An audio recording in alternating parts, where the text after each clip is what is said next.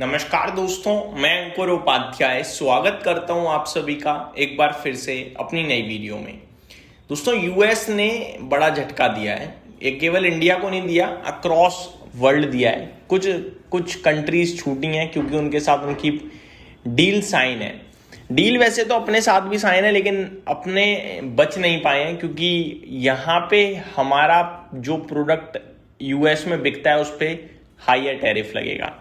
दोस्तों, president Trump ने tariff announcement करी है और ये टैरिफ इसलिए अनाउंस हुए हैं क्योंकि सुप्रीम कोर्ट ने यूएस के जो टैरिफ हैं उन्हें इलीगल करार दे दिया था। तो यूएस को नए टैरिफ अनाउंस करने थे, तो यूएस ने सेक्शन 232 के तहत नए टैरिफ अनाउंस करे हैं। 232 के तहत नेशनल सिक्योरिटी को सेफ्टी देने के लिए उन्होंने ये टैरिफ नए अनाउंस करे हैं। क्या टैरिफ हैं, डिटेल में समझते हैं एक एक करके। सबसे पहले तो फार्मा पर 100% टैरिफ अनाउंस कर दिया है। यूएस ने इंपोर्टेड ब्रांडेड मेडिसिन पर 100% टैरिफ का लगा दिया, 100% टैरिफ लगा दिया है। इसका मतलब होता है अगर कोई फॉरेन कंपनी यूएस में महंगी दवा बेच रही है उस पर हैवी टैक्स लगेगा। अब ऑब्वियस है 100% हैवी होता है। इसमें एक ट्विस्ट भी है, अगर कंपनी यूएस में फैक्ट्री लगाए या ड्रग प्राइसेस कम करे तो टैरिफ कम हो सकता है या जीरो भी हो सकता है। इसमें टाइमलाइन भी दी गई है। बड़ी कंपनियों के लिए 120 दिन की टाइमलाइन है और छोटी कंपनियों के लिए 180 दिन की टाइमलाइन है। इसके बाद टैरिफ लगने लगेगा। दूसरा टैरिफ सरकार ने अनाउंस कराया यूएस गवर्नमेंट ने मेटल्स पे। स्टील, एल्यूमिनियम, कॉपर में कुछ बदलाव करे गए हैं। जैसे बेसिक टैरिफ हाई ही रहेगा 50% का, लेकिन डेरिवेटिव प्रोडक्ट पर चेंजेस हैं। 25% टैरिफ फॉर मैनी आइटम्स और 15% या बिल्कुल टैरिफ खत्म हो जाएगा अगर मेटल कंटेंट होगा। तो इसमें इंपॉर्टेंट क्या है वो मैं आपके साथ अभी शेयर करूंगा एग्जाम्पल के रूप में, हमें तभी समझ में आएगा। सबसे पहले समझते हैं, पहले इंपोर्ट वैल्यू पर टैक्स लगता था, अब यूएस सेलिंग प्राइस पर टैक्स लगेगा, जिससे कि ये इनवॉइस की सस्ती बिलिंग वगैरह का झंझट भी खत्म। तो जो इनवॉइस बनने वाला है उसके ऊपर अब आपका टैक्स लग जाएगा। सिंपल है। अब आप समझिए फर्क क्या है। नॉर्मल आप स्टील बेच रहे हो या एल्यूमिनियम या कॉपर तो 50% का टैरिफ लग गया। लेकिन मान के चलो मैं स्टील पाइप बेचने जा रहा हूं या कॉपर का कुछ बेचने जा रहा हूं, प्रोडक्ट बेच रहा हूं, दैट मीन्स तो 25% का टैरिफ लगेगा। ये डिफरेंट हो गया, ठीक है। अब मान के चलो मैं एक पाइप बेच रहा हूं जो प्लास्टिक का है, लेकिन उसमें कहीं कॉर्नर में या कहीं मिडल में या कहीं साइड में स्टील यूज्ड है, तो उस पर हो सकता है 0% टैरिफ लगे या 15% लगे। क्योंकि कंटेंट है अगर थोड़ा बहुत तो टैरिफ बिल्कुल नील या कम है, 15% समथिंग।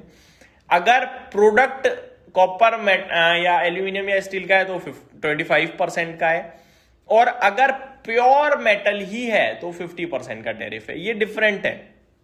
लेकिन यहाँ पे trade partners like European Union, UK, Japan lower tariff ही लगेगा 10 से 15% का।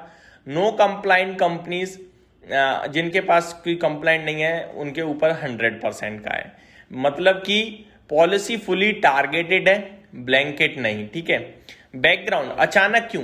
ये जैसा कि मैंने आपको बताया, फरवरी 2026 में यूएस सुप्रीम कोर्ट ने पुराने ग्लोबल टैरिफ्स को इलीगल बोल दिया था, इसलिए गवर्नमेंट ने न्यू रूट अपनाया है। सेक्शन 232 के तहत फ्रेश टैरिफ लॉन्च किए हैं, ठीक है। इससे क्या होने वाला है? इससे होने वाला है, एक तो डोमेस्टिक मैन्युफैक्चरिंग बूस्ट मिलेगा अमेरिका को, ड्रग प्राइसेस कंट्रोल में आ सकते हैं अमेरिका में टैरिफ लगने की वजह से, ट्रेड डेफिसिट रिड्यूस होगा, सप्लाई चेन शिफ्ट हो सकता है चाइना, इंडिया से यूएस। तो अब अगर आप समझें तो जो चाइना और इंडिया यूएस को सप्लाई करते हैं, चाइना बड़े लेवल पे मेटल डंप करता है, उस पर टैरिफ लग गया तो फिर वहां से थोड़ा रुक सकता है। इंडिया ड्रग सप्लाई करता है यानी कि फार्मा, उसमें भी थोड़ी दिक्कत आ सकती है।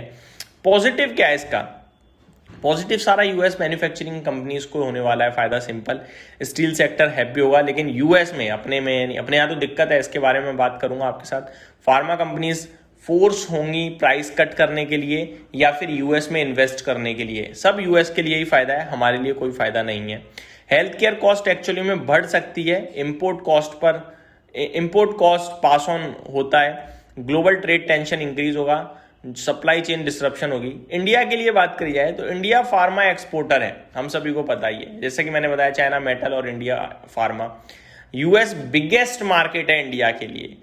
लेकिन इंटरेस्टिंग पार्ट यह है भी जेनरिक्स को एग्जाम किया गया है। ये सारी चीजें जेनरिक्स से हटकर हैं, ब्रांडेड वाली पे हैं, पेटेंटेड वाली पे हैं, जेनरिक्स पे नहीं है। और इंडिया ज्यादातर जेनरिक्स ही एक्सपोर्ट करता है, लेकिन सेंटिमेंटल नेगेटिव हो सकता है। मैं इसके बारे में आपके साथ डिटेल में बात करूंगा, वीडियो भी बनाऊंगा।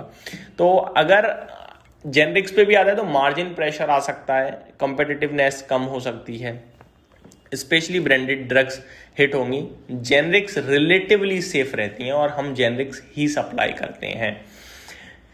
फाइनल सिंपल कंक्लूजन में बात करिए तो शॉर्ट टर्म में ग्लोबल टेंशन और कॉस्ट प्रेशर, लॉन्ग टर्म में यूएस मैन्युफैक्चरिंग शिफ्ट हो सकती है, एंड दैट्स इट। इससे ज्यादा कुछ भी नहीं है।